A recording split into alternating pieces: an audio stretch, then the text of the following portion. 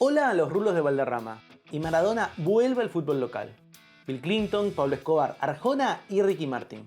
Se populariza el Family Game. Nace en Eslovaquia, República Checa, la propiedad privada en Rusia, mi cuñado, el Incucay y MTV.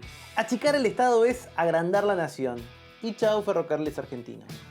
Comienza la era de la boludez. Todo esto y mucho más pasó en la Argentina en 1993. Vamos a arrancar el programa del día de hoy. Tenemos muchas cosas. Hola, Susana.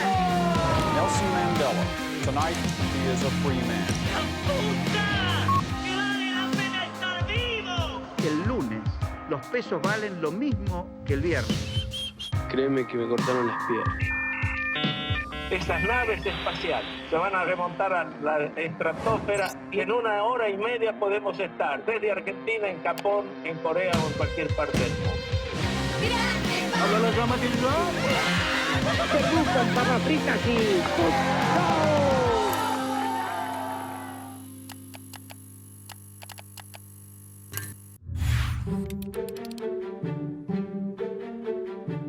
La llegada del menemismo cambió los maquillajes de la política. Lo superficial ya no estaba tan mal visto y los lujos ya no se ocultaban. Actrices, rockeros, gente de la noche, todos querían su foto con el presidente. El carisma de Carlos Saúl Menem parecía validarlo todo. El doctor Carlos Menem. Menem era un personaje fascinante. El caudillo este que venía del interior con el poncho y las patillas que de pronto genera esta mutación personal. Su recibimiento a Claudia Schiffer. Mucha gente lo criticó. Y será por envidia. Era un seductor profesional. Era un hombre a quien conocía lo llamaba por el nombre inmediatamente. Él entraba a cualquier lado, iba y saludaba hasta el último mozo en un bar. Y después, ¿no? Esta cosa frívola que a su vez la gente le celebraba, ¿no? La Ferrari en 2 horas y media Mar del Plata, bailando con Mirta, en el programa donde Mirta dijo hoy podría retirarme de mi carrera y lo haría feliz. Si yo en este momento terminara mi carrera, me sentiría muy feliz. Y después nada, la capacidad de seducción aplicada a Héctor Caballero en Rosario, el socialista con más chance de ser gobernador, que había sido intendente de Rosario. Yo recuerdo cuando Caballero nos llamó a 4 o 5 periodistas para contarnos que rompía el socialismo. Pero bueno, eso era Menem, lo invitaba todos los domingos a ver los partidos a la Quinta Olivos. Lo fue convenciendo. Creo que eso es parte también de un estilo que tiene que ver con la frivolidad, pero esencialmente tiene que ver con un tipo construyendo poder a como dé lugar.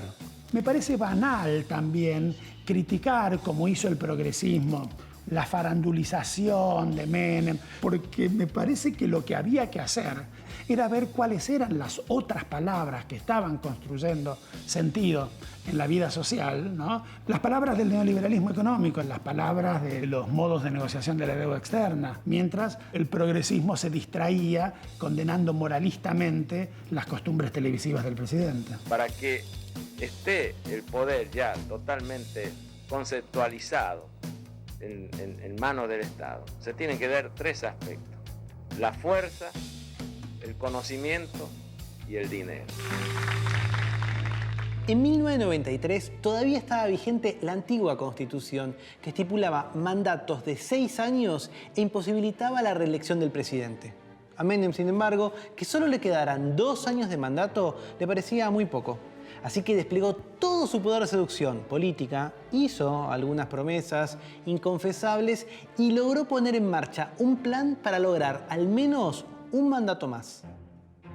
El 14 de noviembre de 1993, Carlos Menem recibe al expresidente Raúl Alfonsín en la quinta presidencial de Olivos con la idea de mostrarse juntos y dar así inicio a las negociaciones de lo que luego se llamaría Pacto de Olivos.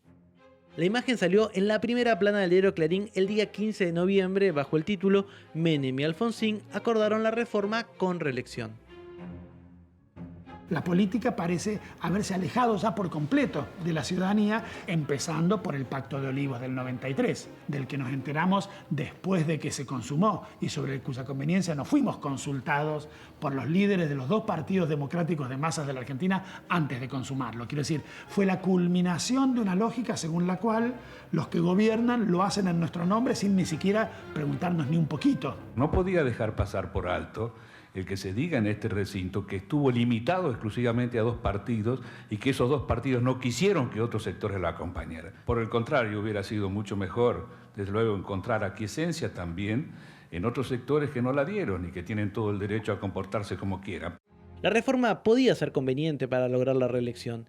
Sin embargo, permitía también modernizar una constitución que se había quedado atrasada en el tiempo. Luego de un mes de negociaciones, se firmó un nuevo acuerdo con el contenido que se enviaría al Congreso. El Pacto de Olivos, digamos, no es menor, ¿sí? Ese encuentro con Alfonsín a solas, donde indudablemente se va por una reforma de la Constitución y al mismo tiempo, o sea, el Pacto de Olivos es de alguna manera el resurgimiento del radicalismo. Yo creo que lo que ve Alfonsín ahí es, bueno, veamos qué hago para que esto que Menem va a ser igual sea lo menos malo para el país, ¿no? Entonces, y también para su partido. De hecho, el tercer senador que impone la nueva Constitución es justamente para el radicalismo, porque saben que van a perder esa elección y por lo menos metemos senadores igual.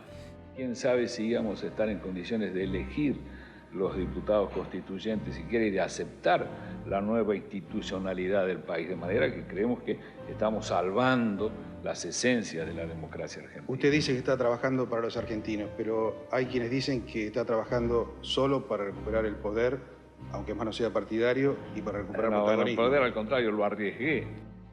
El 29 de diciembre, ambas cámaras aprobaron la Ley 24.309, permitiendo la reforma de la Constitución al año siguiente. Vamos a mantener a rajatabla el pacto que oportunamente firmamos con la Unión Cívica Radical. Histórico. Por fortuna, los 90 fueron años de creatividad rebosante. La política inspiró no solo a la música, sino también al humor, dando lugar a personajes inolvidables. ¡Y que viva la comedia! Buen día. Hoy voy a hablarles de la voluntad. Querido televidente, ¿cómo estáis? El humor de los 90, por supuesto, iba a cambiar porque quienes están tomando los medios son otros. Y yo me acuerdo que cuando empezamos Caiga en América, que es donde empieza, pegado venía otro programa que se llamaba Cha Cha Cha. Cha Cha Cha, Cha Cha Cha, non tu n'existais pas encore. La irreverente versión que hizo Boris Vian de la marcha turca de Mozart fue la marca registrada del programa Cha Cha Cha, que sin ningún tipo de vergüenza, con un humor surrealista y absurdo de Diego Capusotto, Mariana Brisky, Alfredo Casero y Fabio Alberti, entre otros, arrancaban carcajadas a un público fiel que no se perdía ninguno de sus programas.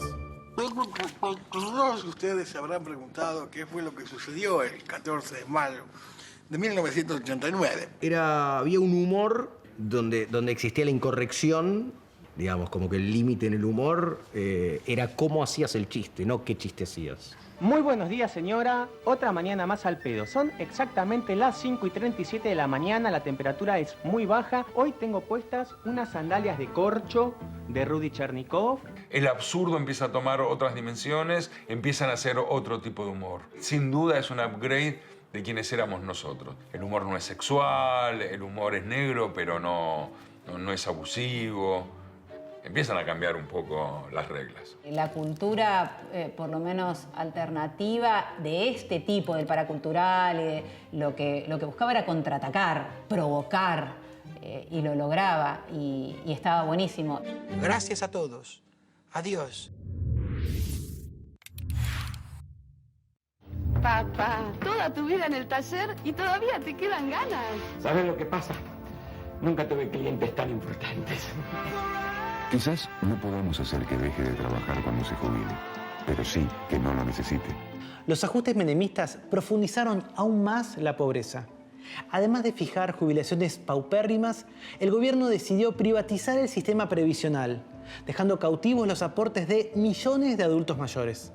De esta manera, los aportes previsionales obligatorios de trabajadores y trabajadoras dejaban de ir al Estado y pasaban a empresas creadas por bancos que administraban la inversión del capital acumulado. Y el nuevo régimen quedaría grabado en la memoria colectiva como las administradoras de fondos de jubilaciones y pensiones, o AFJP. Qué difícil parece elegir una FJP, pero analizando el tema, uno se da cuenta que es fácil. Todas son seguras, porque la ley creó un sistema seguro.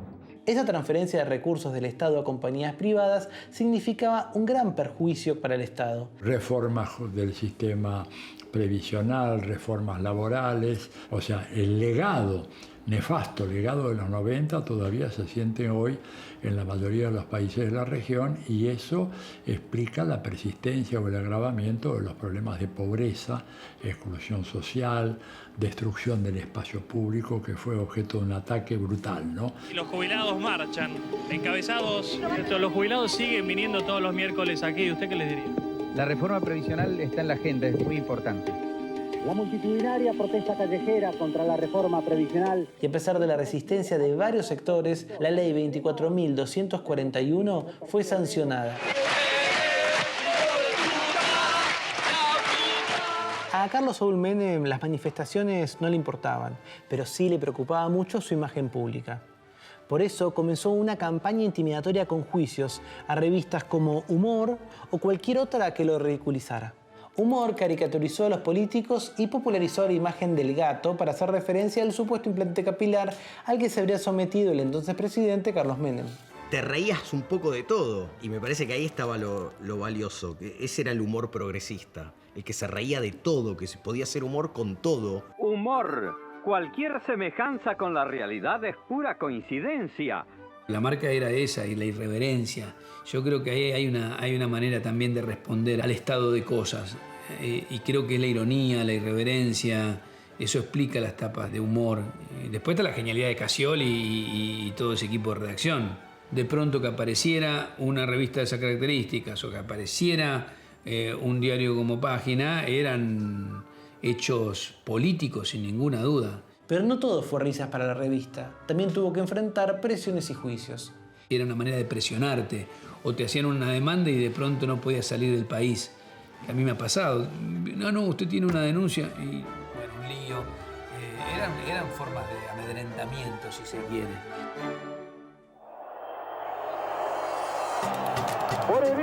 El 93 fue un año de festejos y angustias para el seleccionado argentino. El equipo de Basile ganaba por segunda vez consecutiva la Copa América en Ecuador, con un Batistuta que no paraba de hacer goles y un Goicoechea que seguía luciéndose en el arco. En el 93 ya era sostener lo que se había hecho en el 91 con menos brillo, pero otra vez los penales de Goico que nadie recuerda. Metió un hit tan grande Goico en el 90 que no se recuerda que en el 93 en esa Copa América Argentina le gana a Colombia y a Brasil por penales y que Goico ataja 2 penales en cada una de esas tandas, como contra Yugoslavia e Italia en el 90. ¡La Copa América! Sin embargo, la alegría no duraría demasiado. En un partido de las eliminatorias para el Mundial de los Estados Unidos, la selección de nuestro país, jugando como local, cayó ante Colombia por 5-0. ¡Sí, Colombia! ¡Sí, Colombia! Esa derrota histórica generó todo tipo de comentarios en las calles y los programas de radio y televisión, y una portada lapidaria en la revista El Gráfico, en la que se leía en letras catástrofe, vergüenza. ¡Se va a meter el centro! ¡Levanta la pelota! ¡Saltando al medio! En aquel partido donde Argentina pierde 5-0 con Colombia en eliminatorias y que casi queda fuera del Mundial si se da otro resultado en otra cancha, Diego va a ver ese partido. Todo el público obviamente grita Maradona, Maradona. Él estaba en la platea con Claudia. Y eso hace como que vuelva a la selección como una especie de casi guionado, casi para Marvel o para Polka, no sé. Y ahí vuelve a la selección y se genera ese plantel en el 94. Otra vez la número 10, otra vez capitán. Digo, estamos muy contentos en que hayas vuelto a jugar en la selección. Gracias. En 1993 las calles se llenaron de blanco y de celeste, de escarapelas y de banderas. Pero esta vez el fútbol no tuvo nada que ver. Este año se sancionó la Ley Federal de Educación. El cambio extendía la obligatoriedad educativa a 10 años y dividía el sistema en 5 niveles. Un nivel inicial de 3 a 5 años, la educación general básica o EGB, que unía a la primaria los 2 primeros años del antiguo secundario, el polimodal de solo 3 años, la educación superior para la formación profesional y de grado, y finalmente la educación cuaternaria para la formación de profesionales. 30.000 personas marchaban hacia la Plaza de Mayo en defensa de la escuela pública. La escuela primaria, sobre todo en la secundaria también, nunca como lugar de contención dejó de estar. Y evidentemente hay una gran relación entre las docentes y los docentes, sobre todo las docentes de las escuelas, en relación también a los movimientos populares. Una buena relación, diríamos, ¿no? Los docentes tenemos que luchar para defender la educación. No quiero que se termine la escuela pública, quiero que todos tengan el mismo derecho para estudiar. El año anterior, la Ley 24.049 había transferido servicios educativos de las escuelas de enseñanza media y superior del Estado Nacional a las provincias. Para las agrupaciones docentes, estudiantiles y de trabajadores, esto significaba que la educación dejaba de ser un derecho que el Estado debía garantizar para transformarse en un servicio de consumo.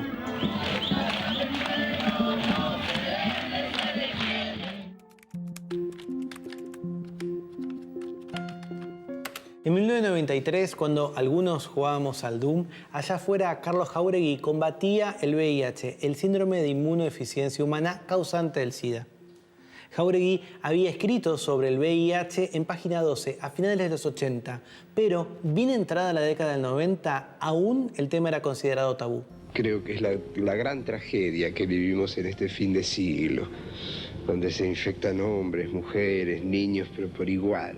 Su lucha consiguió visibilizar el SIDA y creó, junto a Pedro Kahn y otros médicos y pacientes, la Fundación Huésped, que en 1993 lanzó la revista trimestral Actualizaciones en SIDA, primera publicación científica latinoamericana dedicada a esta temática. Pregunta que quería hacer a Roberto Jáuregui. Andaba repartiendo escarapelas a troche y moche como un French y Beruti. ¿Por qué, Roberto? Es el símbolo internacional de la lucha contra el SIDA.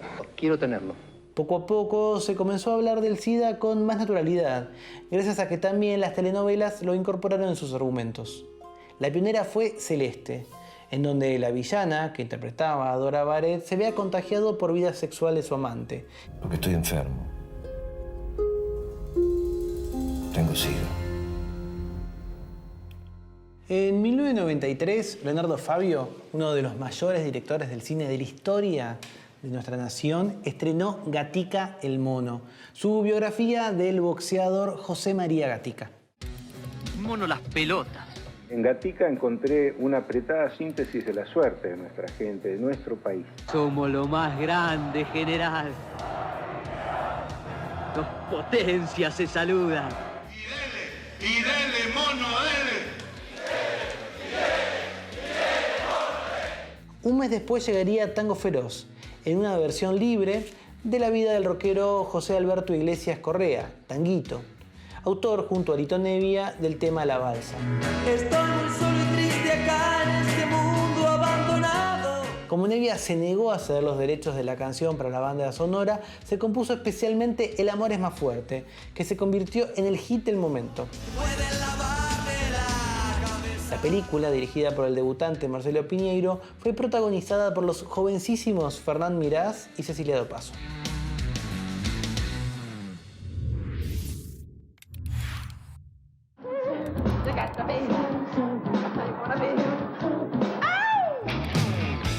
En los últimos meses de 1993, Michael Jackson, el rey del pop, el dueño de los pasos que todos tratábamos de imitar, dio 3 recitales en el estadio de River Plate. Otra vez con este programa especial dedicado a Michael Jackson. Fue su primera presentación en América Latina y entre sus actividades se destacó una visita a la Casa de Gobierno. En declaraciones a la prensa, el farandulero presidente Carlos Menem dijo que fue el astro de la música quien pidió verlo y por eso accedió a organizar una audiencia a la que se sumaron sus hijos, Zulemita y Carlos Jr. En la corta visita, con una actitud burlona, Jackson, sin dejar de mascar chicle, desordenó los objetos que Menem tenía sobre su escritorio y, luego de unas rápidas fotos, se retiró. Después Michael Jackson que nos pase cualquier cosa, ya está todo.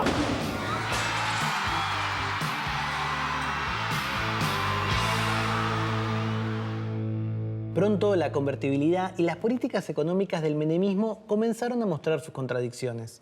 En diciembre de 1993 y luego de una crisis total en la provincia de Santiago del Estero, se produjo un estallido social conocido como santiagueñazo. Iniciada por el reclamo de sueldos municipales atrasados, la demanda se profundizó y a los empleados públicos se sumaron los docentes y los desocupados de esa provincia. Las casas de más de una decena de funcionarios y dirigentes sindicales fueron saqueadas y destrozadas. Ahí hay gente desesperada. Este es el lugar de las leyes. Los edificios de los 3 poderes del Estado quemados y el gobernador Fernando Lobo fue derrocado. Todas las grandes luchas en la Argentina han empezado primero en lo que los porteños llaman el interior y que en realidad es el país. El movimiento de trabajadores y trabajadoras desocupados, el movimiento piquetero, no nació en la ciudad de Buenos Aires precisamente. Primero fue el santiagueñazo, después fue el cutralcazo, después fueron los primeros cortes, las primeras organizaciones vecinales en Mar del Plata. Este estallido social inauguró los reclamos masivos contra el modelo neoliberal, generando distintas formas de protestas y movilización a lo largo del país y de la década. Para los luchadores y luchadoras de la zona fue una alegría. El hecho de pensar de que se está luchando en otros lugares es una alegría. Es decir, no causa horror.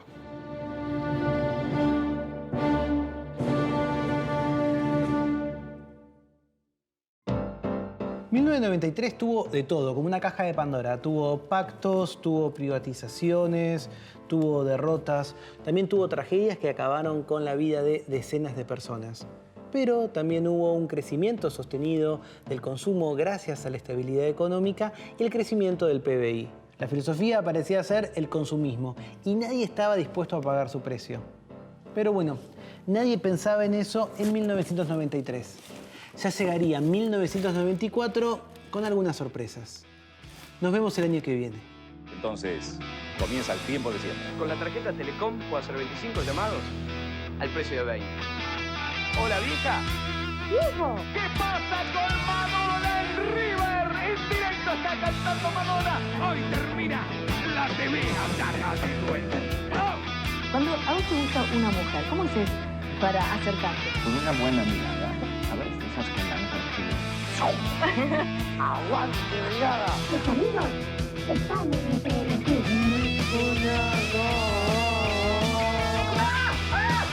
¡Ay, cómo me gusta todo esto! Señora, la televisión hoy día es el testigo presencial de toda la actividad de los seres humanos. Pero básicamente la discriminación está dada por las leyes.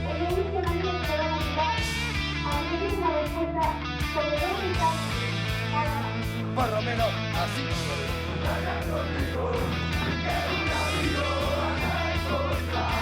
Aquí estoy con muchas ganas de revancha, que voy a poner la cara en el Mundial 94. Pero los músicos te dicen Funes. ¿No te importa? Cosa.